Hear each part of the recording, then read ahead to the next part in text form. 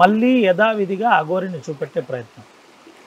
Jail జీవితం ఎందుకు రావాల్సి వచ్చింది, జైలు జీవితంలో తను పడ్డ ఇబ్బంది ఏంటి, అసలు బెయిల్కు ఎవరెవరు సహకరించారు, బెయిల్ ఎట్లా వచ్చింది, బెయిల్కు ఎన్ని డబ్బులు ఖర్చు అయ్యాయి, నిజంగా అందరూ అనుకున్నట్టు అఘోరి దగ్గర కోట్ల రూపాయలు లక్షల రూపాయలు ఉన్నాయా, ప్రస్తుత పరిస్థితి ఏ విధంగా ఉంది. మనం తెలంగాణ ఇటు మహారాష్ట్ర, తెలంగాణ నుంచి దాదాపుగా 150 కిలోమీటర్ల దూరంలో అఘోరి ఆచూకీ తెలుసుకునే ప్రయత్నం. అటు ఉజ్జయిని పోయి వస్తున్నా అనే తరుణంలో మనము ముఖ్యమైన వ్యక్తి ద్వారా అఘోరితో మాట్లాడే ప్రయత్నం చేశాం. దాంట్లో అఘోరి ఇవి ఇప్పుడు మీ ముందు చూపెట్టబోతున్నాను. అసలు అఘోరి జైల్లో ఏం జరిగింది, జైలుకు పోవడానికి ప్రధాన కారణం ఏంటి, ఎందుకు జైలుకు పోవాల్సి వచ్చింది, ఇదన్నిటికీ ఒకసారి అఘోరితో మాట్లాడిద్దాం.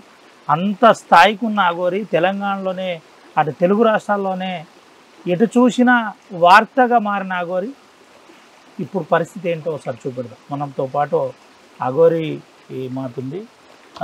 ఏమ్మా బాగున్నారా? అడవిలో ఉన్నారు, ఏంది పరిస్థితి? దర్శనం అయిందా? బాగా దర్శనాలు మంచిగానే ఉన్నాయి. హరహర మహాదేవ్, ఓం నమ శివ, అఘోరి కాళీ నమ, గురుదత్త నమ, సనాతన బంధువులకు హిందూ బంధువులకు హరహర మహాదేవ్, జై భోలేనాథ్. ఏందమ్మా అదే సనాతన పేరు మీద మీరు చేసిన పోరాటం మిమ్మల్ని జైలుకు పంపింది, ఏంటి అన్నిటికీ కారణం ఏంది అసలు? అంటే జైలుకి వెళ్ళడానికి మొత్తం చెప్పను, ఒక 20 రోజులు, ఒక నెల జైలుకి వెళ్ళక ముందు అప్పటి నుండే కొంతమంది కావాల్సి టార్గెట్ చేసినట్టు చేసి అలా కొన్ని కుట్రలు పొంది ఇలా ఈ ట్రాప్ అనేది ఒకటి జరిగింది. చాలా పెద్ద ట్రాప్ అది, ప్రజలందరూ చూస్తుంటారు, వాళ్ళకి తెలుసు. పైన భోలేనాథ్ కాళీమాతనే వాళ్ళ భక్తురాలుగా లైఫ్ లాంగ్ ఇలాగే ఉండాలి, ఇలాగే జీవించాలి కాబట్టి వాళ్ళే చూసుకుంటారు. కానీ వాళ్ళు మాత్రం ప్రీ ప్లాన్డ్గా చేశారు. 100% ప్రీ ప్లాన్డ్గానే జరిగింది ఇదంతా. అప్పటికంత ముందు నేను అన్ని రాష్ట్రాలు తిరిగాను, అన్ని జ్యోతిర్లింగాలు, శక్తిపీఠాలు, ఎక్కడ సమస్య ఉంటే అక్కడ దాకా నేను వెళ్ళాను, పోరాడాను. నా శక్తి ఎంత ఉందో అంతవరకు నేను పోరాడలేదని కాదు, అందరు ప్రజలు కూడా చూశారు, యావత్ దేశం చూసింది. బట్ ఎక్కడైతే సమ్ పర్సన్స్ లైఫ్లోకి వచ్చారో అక్కడ నుండే కొద్దిగా కాంట్రవర్సీస్ అనేటివి, దాంతోపాటు వీళ్ళు కూడా కాంట్రవర్సీలకు లాగడము. ఆమె ఎవరైతే వాళ్ళు ఉన్నారో సమ్ పర్సన్స్ వాళ్ళ లైఫ్లోకి వచ్చిన తర్వాత ఇక మొత్తం బ్యాడ్గా పోర్ట్రేట్ అయిపోయింది. అక్కడ జరిగింది ఏమీ లేదు, బట్ ఇక్కడ నేను నష్టపోయింది చాలా ఉంది. నేను నష్టపోయింది ఏంటంటే, ఒక చాలా పెద్ద నా ఫ్యామిలీ, నా ఊరు ఈ ప్రపంచంలో ఎవరికీ తెలియదు. అలాంటిది నేను భగవంతుని, పరమేశ్వరుని, కాళీమాతని ఇదే అడుగుతున్నాను, భోలేనాథుని. వాళ్ళు ఎక్కడున్నా సుఖంగా ఉంటే చాలు. నేను ఇదే అడవిలలో ఇలాగే ఎక్కడో పనిలో పరాల్లో ఇదే గంగమాతని సేవించి బతకాల్సిందే.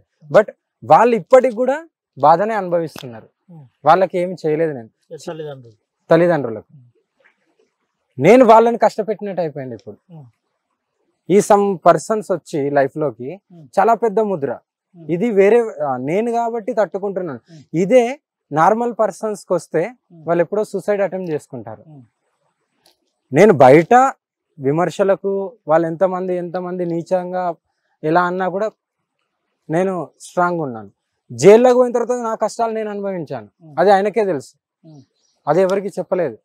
ఎందుకు చెప్పాలి? చెప్పినా కూడా వీళ్ళు వినరు కదా, వీళ్ళకి ఎక్స్ప్లెయిన్ చేయాల్సిన అవసరం కూడా లేదు. జైలుకు ఎవ్వరు వెళ్ళొద్దని నేను మనస్ఫూర్తిగా కోరుకున్నాను. అంత కఠినమైన జీవితం ఎవరికి రావద్దు కూడా. అలాంటివి అనుభవించాను. ఆధ్యాత్మిక జీవితానికి జైలు జీవితానికి ఏంటి తేడా, ఎట్లుంది? మీరు జైల్లో పడ్డ కష్టం ఏంటి? చాలా అనుభవించాను. భగవంతుడు అలాగే నాకు, నా తల్లిదండ్రులు బాగా కష్టపడ్డారు నన్ను బయటికి తీయడానికి. భూములు అమ్ముకొని, భూములు కుదవబెట్టి, కొంతమంది ఉన్నారు, వాళ్ళ పేర్లు ఎందుకు లేండి, కానీ వాళ్ళు కూడా మా ఫ్యామిలీకి సపోర్ట్ చేస్తూ, మంచిగా ధైర్యం చెప్తూ, ఆర్థికంగా వాళ్ళు కూడా సాయం చేసి ఈరోజు 4కి బెయిల్ వచ్చి నేను బయట ఉన్నాను. అఘోరి శ్రీనివాస్ దగ్గర కోట్ల రూపాయలు, హైదరాబాద్లో బంగ్లాలు, నిధులు, ఇవన్నీ ఉన్నాయని ఫుల్ ప్రచారం జరిగింది. ఎందుకు మీ బెయిల్ 4 నెలలు పట్టింది అసలు? అదే చెప్తున్నా కదా నాన్న, అదే కోట్ల ఆస్తులు ఉంటే మనిషికో కోటి రూపాయలు ఇచ్చి అప్పుడే బయటకు వస్తా కదా, జైలుకు కూడా వెళ్ళను. అలా ఉన్నారా లేదా? డబ్బున్న వాళ్ళు డబ్బు పెట్టి జైలు గేట్ దాకా కూడా వాళ్ళు విత్ ఇన్ స్పాట్ లో బెయిల్ వచ్చి బయటకు వచ్చేస్తారు. మరి అలాంటిది ఎక్కడుంది? అలా ఉంటే నేనే ఎక్కడైనా స్థిరపడతా కదా. ఇలాంటి జంగట్లను ఎక్కడో ఒక గుడి కట్టించి అలానే జీవితాంతం ఉంటా, బయటికి కూడా రాను నేను. ఆ సోమత లేకనే కదా మీరందరూ ఎవరైతే పోర్ట్రేట్ చేస్తున్నారో కోట్ల ఆస్తులు కోట్ల విల్లాలు అంటే అది ఎక్కడుంది ఎక్కడున్నదో అదంతా మీరు మరి ఎవరికన్నా దానాలు చేద్దాం, మనం అందరం కలిసి దానం చేద్దాం నాన్న, దానికి ఏం ఇబ్బంది లేదు. అంతెందుకు కావాలంటే మా అమ్మ నాన్న కొండపోయి అక్కడ పెడతాను విల్లాలల్లా. వాళ్ళు ఇప్పుడు ఎలా ఉన్నారు? యథావిధిగా నా గురించి భూములు తాకట్టు పెట్టారు. వాళ్ళ కడుపున పుట్టినందుకు వాళ్ళకు నేను ఏమి చేయలేదు, కానీ వాళ్ళు ఇప్పటి వరకు కూడా నాకు వాళ్ళు భూములు తాకట్టు పెట్టాల్సిన అవసరం ఏముంది? అంత ముసలోళ్ళు అంటే ఇదంతా ప్రీ ప్లాన్డ్ గానే జరిగింది. ఏందమ్మా ఎందుకు మిమ్మల్ని జైలుకు పంపించే అంత ప్లాన్ జరిగిందని మీరు అంటున్నారు? ఏంటి అసలు విషయం? ఎందుకు జరిగింది? నేను దానికి క్లారిటీ ఇస్తాను నాన్న. ఇప్పుడు నేనేదో ఎట్లా కోట్ల ఆస్తులు కోట్ల వ్యాపారం చేయలే. ఇది జస్ట్ నా అకౌంట్లో ఎంత అమౌంట్ పడ్డాయో దాని త్రూ అది అక్కడ ఉంది కాబట్టి రుజువుగా నేను ఎవరి దగ్గరికి వెళ్ళినా ఏదైనా నాకు 100 రూపాయలు వేసినా అకౌంట్లోనే వేస్తారు. అలాంటిది ఆ రుజువులు ఉన్నాయి కాబట్టి అది సాక్ష్యాలను బట్టి అక్కడ కేసు ఫైల్ చేశారు. ఓకే, నాకు న్యాయ వ్యవస్థ మీద పోలీస్ వ్యవస్థ మీద చాలా గౌరవం ఉంది. ఇప్పటికి కూడా నేను వాళ్ళనే నమ్ముతున్నాను. జడ్జీలు ఏదైనా నిర్ణయం పాజిటివ్గానే ఇస్తారని నేను అనుకుంటున్నాను. ఎందుకంటే భోలేనాథ్ ఉన్నాడు. డబ్బులు వేసింది ఒకరు, కేసు పెట్టింది ఇంకొకరు. అదే అడగబోతున్నాను. అఘోరి శ్రీనివాస్ నన్ను మానసికంగా వేధించిండు, శారీరకంగా నన్ను డిస్టర్బ్ చేసే ప్రయత్నం చేసిండు, ఇలాంటి కంప్లైంట్స్ అన్ని ఇచ్చిండు. ఏంటి అఘోరి శ్రీనివాస్ ఇప్పుడు నేను ఎట్లా ఇది చేయగలుగుతాను? నేను ఒకటే మాట చెప్తాను, ఎవరేమన్నా అనుకోని మీరు అన్న మాటలే నేను చెప్తాను. ఎందుకంటే విని విని ఇంకా ప్రజలకు కూడా బండ గుద్దినట్టు చెప్పాలి. నేను ఇటు బాయ్గా జీవితం చూశాను, ఇటు గర్ల్గా జీవితం చూశాను. బాయ్ కష్టాలు ఎలా ఉంటాయో నాకు తెలుసు, గర్ల్ కష్టాలు ఎలా ఉంటాయో నాకు తెలుసు, రెండిటి కష్టాలు ఎలా ఉంటాయో తెలుసు. బట్ నేను శారీరకంగా నేను పనికిరాను కదా. How can then is impossible then physical? అది నేను అడుగుతున్నాను. నేను దానికి పనికే రాను, అదే వద్దు, నాకు అంగమే లేదని నేను ఆల్రెడీ సర్టిఫికెట్లు నేను ఎక్కడెక్కడ సర్జరీ చేయించుకున్న డాక్టర్లు హాస్పిటల్ అంత పెద్ద హాస్పిటల్ ఉన్నాయి, నేను ఎలా చేయగలుగుతాను? ఎందుకు ఇటువంటి కట్టు కథనా లేదంటే ఇటువంటి నేనేమంటున్నా, నేను అబద్ధం చెప్తున్నారా? నేను అబద్ధం చెప్తున్నాను ఇప్పటి కూడా ప్రజలు అనుకుంటే, న్యాయ వ్యవస్థలు అనుకుంటే, పోలీసు వ్యవస్థలు కూడా అనుకుంటే, నేను కంపల్సరీ టెస్ట్లకు రెడీగా ఉన్నా. నేను టెస్ట్లకు రెడీ. ఎవరైతే కేసులు పెట్టారో వాళ్ళు కూడా టెస్ట్లకు రెడీయా అని నేను అడుగుతున్నాను. నేను టెస్టులకు రెడీ. ఇంకా దీనికంటే ఎక్కువ ఇంకా నేను చెప్పలేదు. పలుసార్లు జైలు నుండి నేరుగా జ్యుడిషియరీ గురించి మాట్లాడద్దు, కానీ కొన్ని అంశాలు ప్రజలకు తెలియాలంటే మాట్లాడతారు. మీరు నేరుగా జైలు నుండి జ్యుడిషియరీ జడ్జి గారి దగ్గరికి పోయి నిలబడుతున్న టైంలో చాలాసార్లు ఏడ్చిందని ఒక ప్రచారం జరిగింది, నిజమా? అంటే బాధలు అనేటివి వస్తుంటాయి పోతుంటాయి. బట్ ఏడవడం అంటే పెయిన్. ఇలాంటి కేసులు కూడా ఉంటాయా? ఎందుకు ఇలాంటి నిందలు? డైరెక్ట్ ఏదైనా ఉంటే డైరెక్ట్ అడగాలి. నేను రెడీ అంటున్నా కదా టెస్ట్లకు. నేను జైల్లో ఉండే లాయర్లకు కూడా అదే చెప్పేదాన్ని, నేను టెస్ట్లకు రెడీ, నన్ను టెస్ట్లకు తీసుకెళ్ళండి మీరు. నాకు 4 నెలలు ఉన్నాను కదా, నన్ను 4 నెలల్లో నేను బయటకు వచ్చింది ఒకసారి 2 సార్లు. ఒకటి మోకిలకు వెళ్ళాను, ఒకటి కరీంనగర్కి వచ్చాను ఫిజికల్గా అక్కడ కోర్టుకు హాజరుపరచడానికి. 2 సార్లు వచ్చాను. నేను టెస్ట్లకు రెడీ అన్నప్పుడు తీసుకెళ్లాల్సింది కదా. నేను వద్దని నేను రాను అనలేదు, ఏమనలేదు. టెస్ట్లు తీసుకున్న తర్వాతనే అప్పుడు నన్ను రిలీజ్ చేసేది ఉండే. నేను అన్నిటికీ సిద్ధపడి ఉన్నాను. మీరు కేసులు పెట్టిన వాళ్ళు నిజమా నేను నిజమా అనేది తెలిసిపోద్ది కానీ నిర్ధారణ. ఇప్పుడు డబ్బులు తీసుకున్నారు అంటే డబ్బులు ఎందుకు ఇచ్చారు? వాళ్ళు ఎందుకు ఇచ్చారు? వాళ్ళు నన్ను ఎందుకు అప్రోచ్ అయ్యారు? నేనే ఫోన్ చేసిన, నా కాల్ రికార్డ్స్ తీయండి, నేను ఫోన్ చేసిన. వాళ్ళకు నాకు ఎప్పటి నుండి పరిచయం ఉంది. ఇదంతా అయితే పోలీస్ వ్యవస్థకున్న న్యాయ వ్యవస్థకు తెలుసు కదా, గవర్నమెంట్కి అయితే తెలుసు కదా. ఇది బయటికి తీయండి, బయటికి తీసి ఎవరు అప్రోచ్ అయ్యారు, ఎవరు వేశారు అకౌంట్లో. ఇప్పటికీ నా అకౌంట్లు మోకిల పిఎస్లో ఉన్నాయి. అన్ని కొన్ని కోట్ల డబ్బు లేదు, విల్లాలు లేవు. అందుకే నేను ఇంత బహిరంగంగా చెప్తున్నాను. నా అకౌంట్స్, నా కారు ఇప్పటికి కూడా మోకిల పిఎస్లో ఉన్నాయి. ఇప్పటికి నేను బయటికి వెళ్ళాలంటే ఎలా వెళ్ళాలని ఆలోచిస్తున్నాను. ఇప్పుడు కోట్లకు ఈ అడవిలో ఉండి రేపటి రోజున కోర్టు డేట్కు నేను ఎలా వెళ్ళాలి, ఏ త్రూ వెళ్ళాలి, ఎవరిని అప్రోచ్ అవ్వాలి.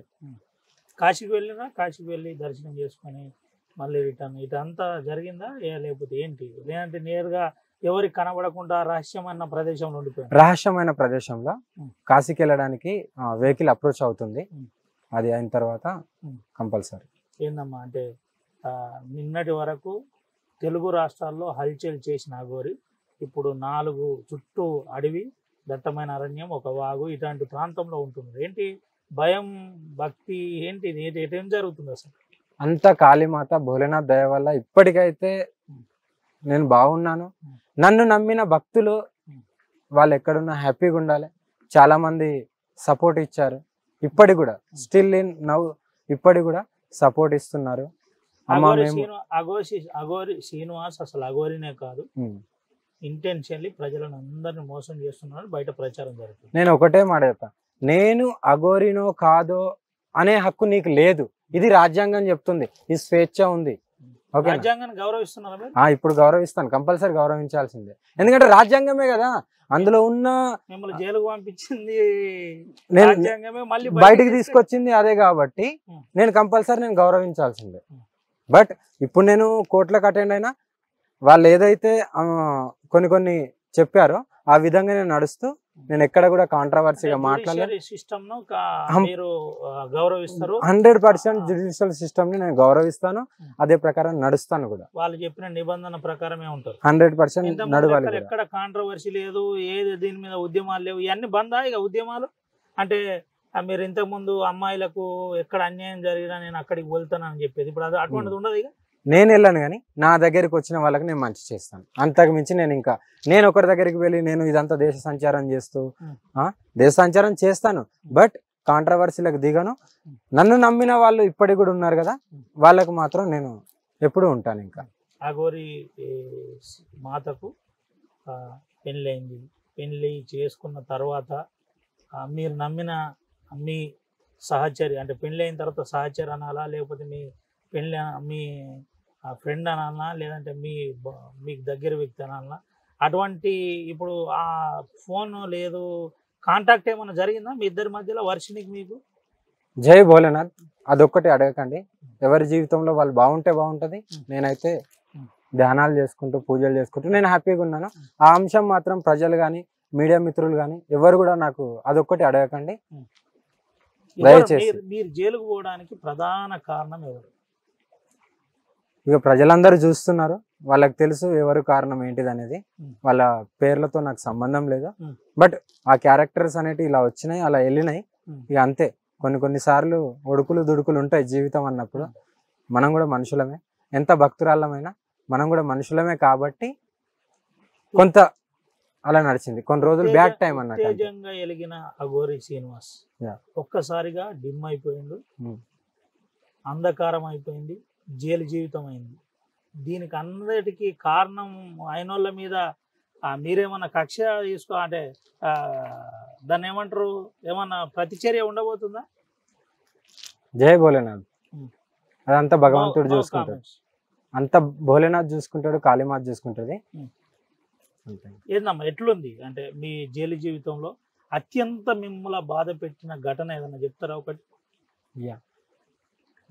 మా నాన్న వచ్చారు, వచ్చినప్పుడు ఇంకా ఏం చెప్పలేను. నాన్న వచ్చి ఇట్లా బయటికి తీసుకొస్తాం అనుకుంటున్నాము, వద్దు నాన్న, వస్తే భగవంతుడు తీసినప్పుడే వస్తాము, లేదంటే లేదు అంటే లేదు, ఎడ్లైనా అమ్మి, ఉన్న భూమి అయినా అమ్మి, నువ్వు ఎక్కడున్నా మంచిగా బతుకు. బట్ ఆ మాటలకు నేను చాలా ఎమోషనల్ అయిపోయాను. ఒక 15 days 20 days ఇంకా కోలుకోలేకపోయినాను. ఇక అంతే. నేను ఒకటే అనుకున్నాను, శ్రీకృష్ణుడి ప్లేస్ కదా, ఓకే భోలేనాథుని ఆయనే భోలేనాథ్కు భక్తుడు, ఆయనకే కష్టం వచ్చింది శ్రీకృష్ణుడికి, మనం ఎంత అని ఇంకా నేను 20 days తర్వాత బాగా డీప్త్లోకి వెళ్ళిపోయాను.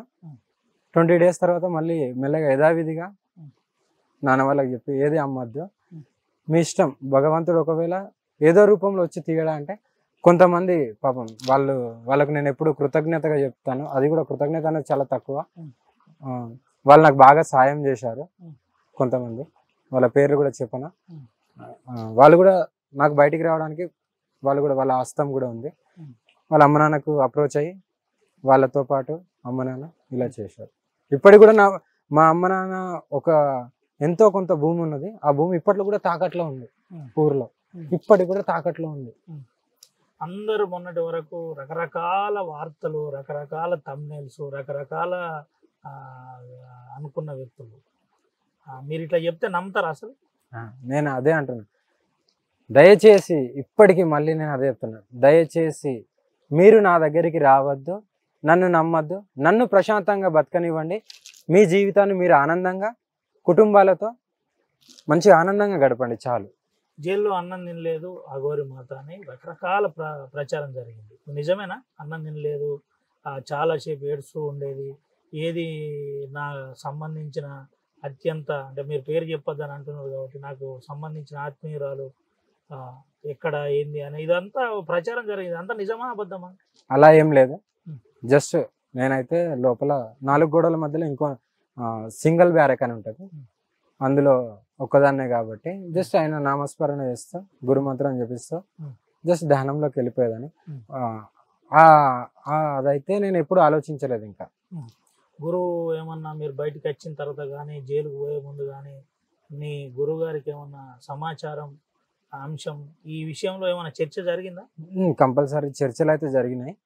ఇప్పటికైతే ఆయన ఎలా చెప్తే అలా ఆ బాటలనే నడవాలి అంతే. ఇంకా ఏంటి ఏమన్నా అంటే మీ కార్యాచరణ ఏ విధంగా ఉండబోతుంది? ఇప్పుడు వరుసగా మీరు కోర్టుకు పోవాలి, పోలీస్ స్టేషన్ పోవాలి, సంతకం పెట్టాలి, ఇటువంటి అంశాలన్నీ తెలుసా మీకు? ఏమైనా సమాచారం ఇస్తున్నారా ఏంటి అసలు? అదే తెలుసుకునే ప్రయత్నం చేస్తున్నాను. నేను అక్కడికి వెళ్ళి రాగానే డేట్లు ఇచ్చారు, ఆ డేట్లు అయితే నాకు గుర్తుంది. ఆ డేట్లకు నేను కేసుల్లో బెయిల్ వేసిందంతా గవర్నమెంట్ తరపునే ప్రయత్నం జరిగిందని అన్నారు, నిజమా ఇదంతా? 100% చెప్తున్నా కదా, నా అడ్వకేట్లు అందరు గవర్నమెంట్ అడ్వకేట్లే. అన్ని కోట్ల వేల కోట్లు ఉంటే ప్రైవేట్ లాయర్లను పెట్టుకుంటాం కదా, ఎందుకు గవర్నమెంట్ లాయర్లను పెట్టుకోవాలి? సోమత లేకనే కదా. ఇప్పటికి కూడా చెప్తున్నాను, పోలీసు వ్యవస్థ ఎంక్వైరీ చేశారు కాబట్టి వాళ్ళకి ఏంటిది ఏందనేది తెలుసు. అరెస్ట్ అయ్యే ముందు మిమ్మల్ని ఎక్కడ అసలు పోలీసులు క్యాప్చర్ చేసిండ్రు, ఏడ మిమ్మల్ని తీసుకొచ్చిండ్రు, ఏం జరిగింది అసలు? ఆ అరెస్ట్ జైలుకు పోయే ఒక రోజు ముందు మీ గతం చెప్పండి. నేను ఎక్కడికి వెళ్ళాను ఏంటిది అనేది మోకిల పిఎస్ నుండి వచ్చారు. పాపం వాళ్ళు బాగా తిరిగిందంట. వాళ్ళకు కూడా మిమ్మల్ని కూడా ఏమన్నా ఇబ్బంది పెట్టుంటే హర మహాదేవ్. ఎందుకంటే వాళ్ళు వచ్చారు నేను ఎక్కడెక్కడ వెళ్ళాను ఏంటిది అనేది. ఖండ్వా డిస్టిక్, ఓంకారేశ్వర్, దాని తర్వాత ఉజ్జయిన్, ఇట్లా వాళ్ళు ఎంక్వైరీ చేశారు.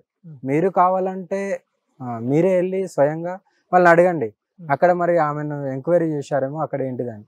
నాకు ఢిల్లీ దగ్గరలో మేము ఒక దగ్గర భోజనం ఇలా వంట వండుతూ ఉంటే అప్పుడు వచ్చి పట్టుకున్నారు, తీసుకొని వచ్చారు. కానీ వాళ్ళైతే ఎంక్వైరీ చేశారు కదా ఏంటిది వాట్ ఈజ్ వాట్ అనేది. అది మీడియా వాళ్ళే వెళ్ళి అడగండి, కావాలంటే వాళ్ళే చెప్తారు స్వయంగా. మరి అక్కడ వాళ్ళు ఏమన్నారు, అక్కడ దొంగ అన్నారా, లంగా అన్నారా, లేకుంటే ఇక్కడే అంటున్నారా అనేది వాళ్ళ విజ్ఞప్తి. ఎంక్వైరీ చేయండి ఏదైతే. అన్నిటి వెనకాల ఎవరో ఒక రాజకీయ పార్టీలు ఉన్నాయని ఒక జోరు ప్రచారం జరిగింది, అసలు నిజమా ఇదంతా? అది వాళ్ళకే తెలియాలి. ఇంకా నేను ఎవరు లేరు, రాజకీయం గురించి నేను మాట్లాడలేదలుచుకోలేదు. అందరు మీకు సమానమే, అంతే, అందరు కూడా కావలసిన వాళ్ళే అని మీ అభిప్రాయం? అంతే కదా, ఎవరినైనా ఒకటే కోణంలో చూస్తాం, మంచి కోణంలో. ఏంటమ్మా మరి రొటీన్ మీ జైల్లో పూజలన్నీ జరిగేటియా? పూజలు అంటే ధ్యానం చేసుకునేదాన్ని. ఒక గుడి ఉంటుంది, వాళ్ళు తీసినప్పుడు ఇట్లా 15 days కు 12 days కు కోర్టు ఉంటుంది కదా, వీడియో కాల్. ఆ వీడియో కాల్ ఉన్నప్పుడు బయటకు వచ్చినప్పుడు లోపలనే ఒక చిన్న గుడి ఉంటుంది, అక్కడ పోయి దండం పెట్టుకున్నాం. అంతవరకే కానీ మీకు మీకు పూజ చేసుకోవడానికి ఈ వసతులు ఏం లేవు అందులో. అందులో అలాంటివి ఏమి ఉండవు. ఉమ్. దయచేసి ఎవరైనా కానీ ఉమ్. జైలు జీవితాన్ని మాత్రం ఎప్పుడూ కోరుకోకండి. ఉమ్. మీకంటూ మీ ఫ్యామిలీస్ ఉంటాయి, మీకంటూ మీ మీద ఆధారపడ్డ ఫ్యామిలీస్, మీ ఉద్యోగాలు, మంచిగా ఉండండి, మంచిగా జీవించండి. అంత ఆరోగ్యం మీరు అంతకుముందు నిండుగా నిగనిగలాడేటోళ్ళు, ఇప్పుడు అంతా బక్కచిక్కిపోయి ఇబ్బందికర పరిస్థితి ఇదంతా. లేదు, అలానేం లేదు, ఇప్పుడు కూడా ఫిట్గానే ఉంటాం. ఎందుకంటే ప్రకృతి ఎప్పుడు ప్రకృతిలో ఇప్పుడు ఇంత మంచి ప్రకృతిలో ఉన్నప్పుడు ఎనర్జీగానే ఉండాల్సింది.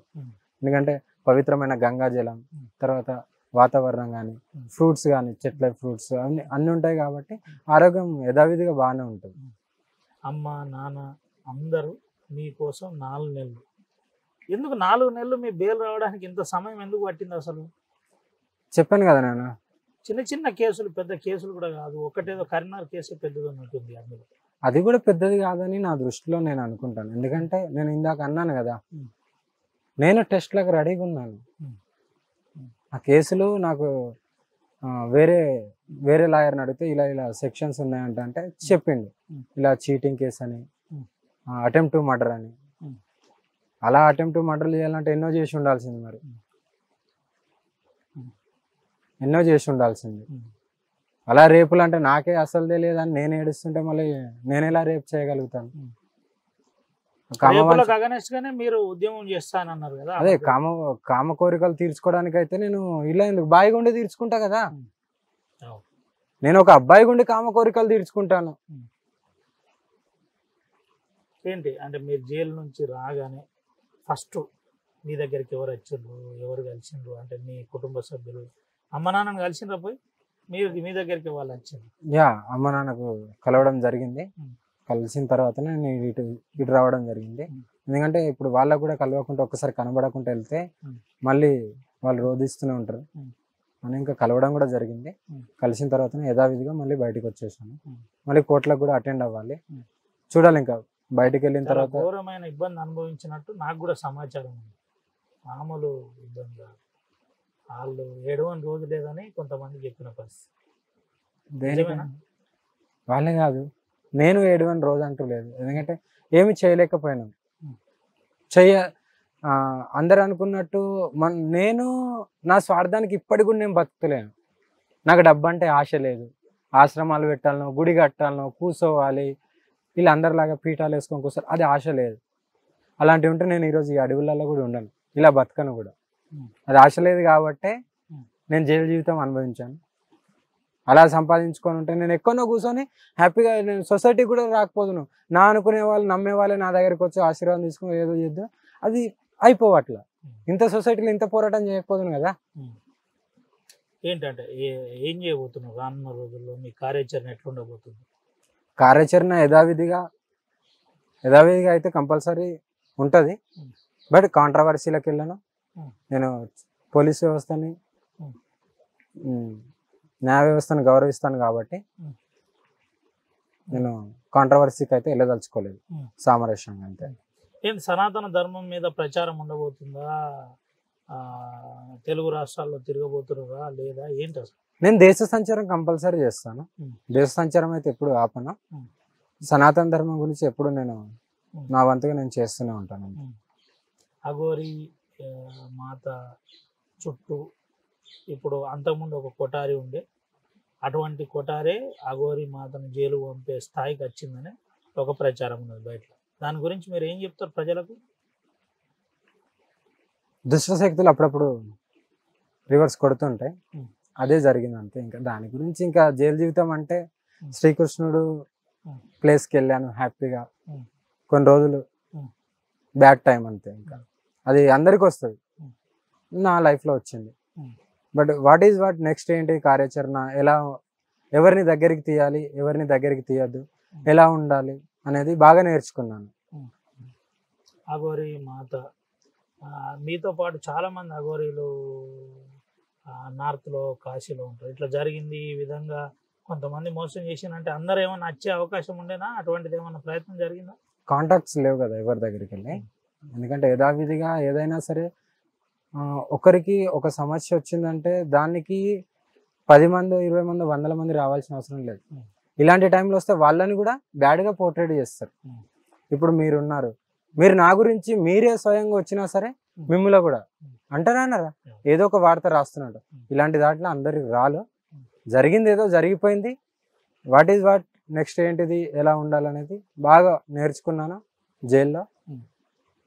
అఘోరి బేస్ తగ్గింది వాయిస్ది ఎందుకు? జైలనేనా, జ్యుడిషియరీ పోలీస్ పెట్టిన కేసులా, లేదంటే సిస్టమా, ఏంది అసలు? నేను ఒకటే, జైలు జీవితం అని అట్లా కాదు, లేదంటే న్యాయ వ్యవస్థ, నేను చెప్తున్నా కదా అందరి మీద నాకు గౌరవం ఉంది.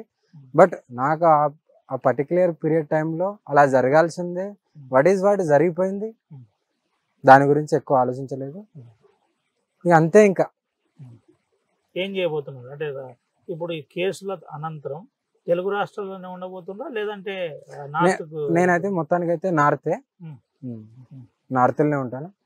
ఒకవేళ చెప్పలేను, ఇక కేసులు తొందరగా కాకపోతే చూడాలి ఇంకా ఏం చేయాలి ఏంటనేది ఆలోచించుకొని నేను చూస్తాను. కానీ దయచేసి చెప్తున్నాను మీడియా మిత్రులకు కానీ ప్రజలకు కానీ ఇదే ఒకటే చెప్తాను.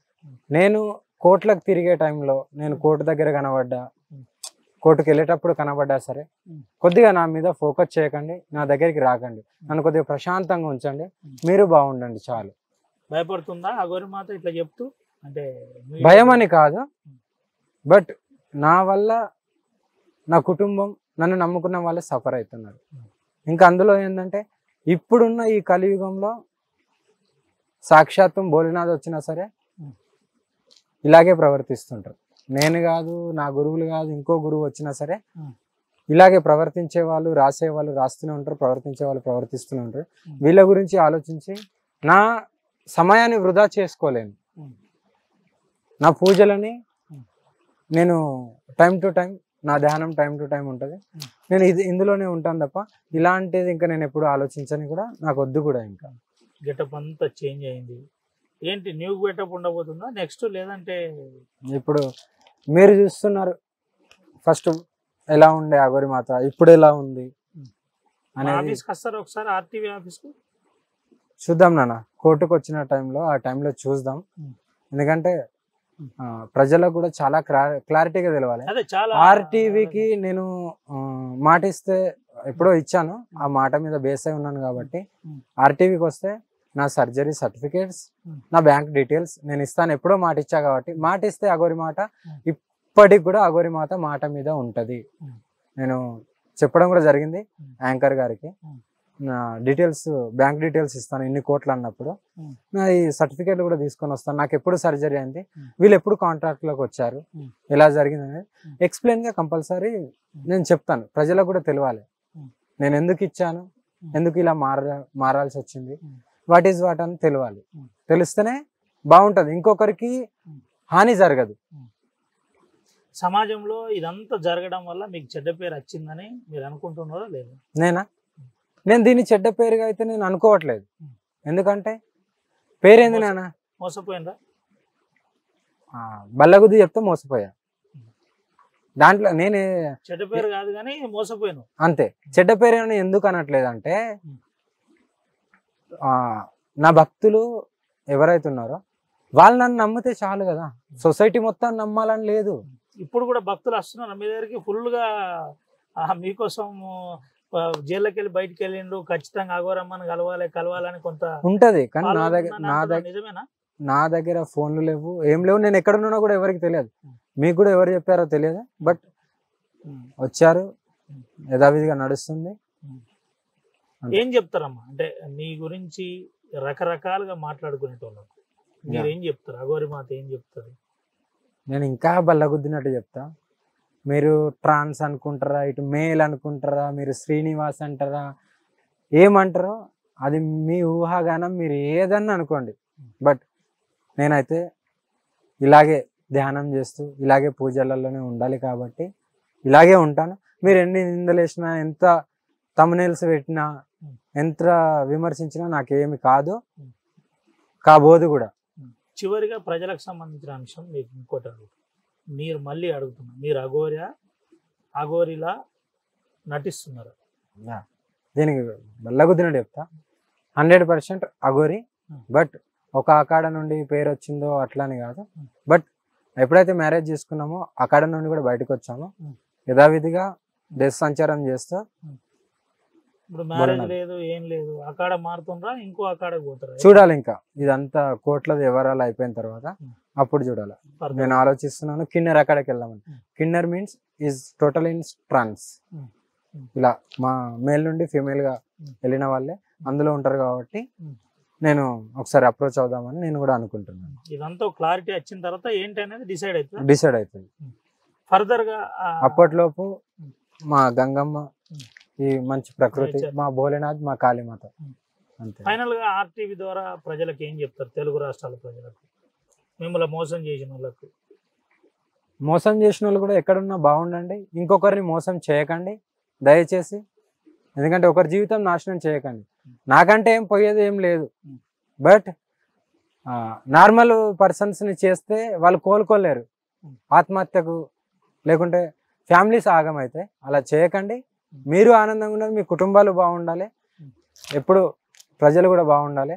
మళ్ళీ చెప్తున్నాను, నేను కోర్టులోకి వచ్చే టైంలో ఎక్కడన్నా నేను వస్తున్న హైవే త్రూనో లేకుంటే కోర్టు దగ్గరనో పోలీస్ స్టేషన్కి వెళ్ళి సంతకాలు పెట్టాలి. ఆ టైంలో నేను కనబడ్డా కూడా కొద్దిగా మీడియా వాళ్ళు, ప్రజలు కొద్దిగా నన్ను అవాయిడ్ చేస్తే బాగుంటుందని నేను మీకు జై భోలేనాథ్ చెప్తున్నాను. Right, thank you. ఇది పరిస్థితి. చాలా క్లియర్ అండ్ కట్. అఘోరి మనోవేదనను చూపెట్టే ప్రయత్నమే ఈ ప్రయత్నం. వాస్తవానికి ఇంటర్వ్యూలో ముందులో కొంత ఇబ్బంది నాకు అనిపించిన, చాలా క్లియర్గా తల్లిదండ్రుల కష్టాలను గురించి చెప్పే ప్రయత్నం. దీంతో పాటు నాకు ఏ డబ్బులు లేవు, నా పరిస్థితి ఏంటో బహిరంగంగా చూపెడతా. మీ నాన్న గురించి. మా నాన్న ఎలా అంటే ఒక మాట అన్నాడు, నీ కోసం నేను ఎడ్లు భూమి అమ్ముతా అనే మాట కంటే నువ్వు ఏది చేసినా దైవ కార్యం చేస్తున్నావు, భగవంతుడే ఉన్నాడు, నువ్వు ఏ తప్పు చేయలేదని మేము నమ్ముతున్నావు అని ఆ ఒక్క మాట అన్నాడు. దానికి ఇప్పటికి కూడా నేను ఎంత పాదసేవ చేసినా తక్కువనే, అమ్మ నాన్నకి ఎంత చేసినా తక్కువనే.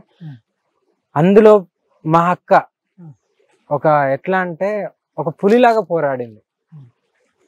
మా అక్కకు ఇంకా జీవితాంతం రుణపడి ఉంటాను. మా తల్లిదండ్రుల కడుపులో పుట్టడం నా అదృష్టం. జన్మనిచ్చిన భోలేనాథ్కు, కాళీమాతకు, పునర్జన్మనిచ్చిన తల్లిదండ్రులకు, గురువులకు జై భోలేనాథ్, జై శ్రీ కాళీమాత్రే.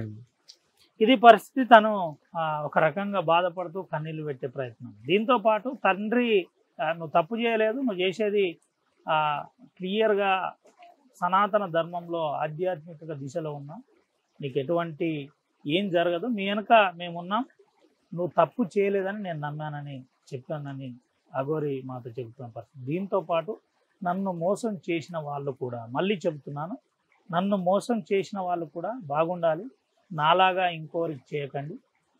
నన్ను క్లియర్గా అందరు కలిసి ట్రాప్ చేశారు, ఆ ట్రాప్లో నేను చిక్కుకున్నా, అందుకనే 4 నెలల జైలు జీవితం అనుభవించానని చెబుతున్నాను. 4 నెలల జీవితంతో పాటు ఇప్పటికీ జ్యుడిషియరీ మీద నాకు నమ్మకం ఉంది. నేను ఏ టెస్ట్లకైనా సిద్ధంగా ఉన్నా, పోలీస్ వ్యవస్థ మీద కూడా నాకు నమ్మకం ఉంది. ఇంతకు ముందులాగా ఇప్పుడు హల్చల్ ఉండదు, నా యథావిధి క్రియ ఉంటుంది, కానీ ఆధ్యాత్మిక దిశలోనే నేను ఉంటున్నా, దేశ సంచారం ఉంటుంది. దీంతో పాటు నా ఆధ్యాత్మికతతో పాటు నన్ను నమ్ముకున్న వాళ్ళ కోసం నేను పనిచేసే ప్రయత్నం చేస్తానని చెబుతున్న పరిస్థితి. వెంటనే నాకు సహకరించిన వారికి చాలామంది ఉన్నారు. ఎవరెవరు నేను కష్టకాలంలో ఉన్నానో ఆ సమయంలో సహకరించిన వాళ్ళను నేను మర్చిపోలేను, వారి పేరు కూడా మీ ముందు చెప్పను. ఖచ్చితంగా మీ ఆఫీస్కు, అంటే ఆర్టీవీ ఆఫీస్కి వచ్చి ప్రేక్షకులకు సంబంధించిన అంశాలను ప్రత్యక్షంగా చెప్పే ప్రయత్నం చేస్తా. వారి గురించి నా ట్రాన్స్ సర్టిఫికేట్ నుంచి మొదలుకొని ప్రతిదీ నేను ఎక్స్ప్లెయిన్ చేస్తానని ఆర్టీవీతో ఎక్స్క్లూజివ్గా అఘోరి శ్రీనివాస్ మాట్లాడిన పరిస్థితి. నేను అఘోరిని కాదని కొంతమందిని ఎవరైతే ప్రచారం చేసే వాళ్ళు ఉన్నారో వారు నన్ను నమ్మకండి, నా దగ్గరికి రాకండి. నేను ఎట్టి పరిస్థితుల్లో కోర్టుకు వచ్చినా మీడియా కూడా నాకు సహకరించాలి. దయచేసి నన్ను ఎక్కడా ఏడా చూపెట్టే ప్రయత్నం చేయొద్దు, నన్ను కలిసే ప్రయత్నం కూడా చేయొద్దని చెబుతున్న పరిస్థితి. నాగ్పూర్ నుంచి ఒక 200 కిలోమీటర్ల దూరంలో ఒక దట్టమైన అడవి ప్రాంతంలో మనం అఘోరి శ్రీనివాస్తో ఈ ఇంటర్వ్యూ ప్రయత్నం చేశాం. అందులో ఆర్టీవీతో అఘోరి శ్రీనివాస్ చాలా సమయం తర్వాత కన్విన్స్ చేసిన తర్వాత ఒప్పుకోవడం జరిగింది.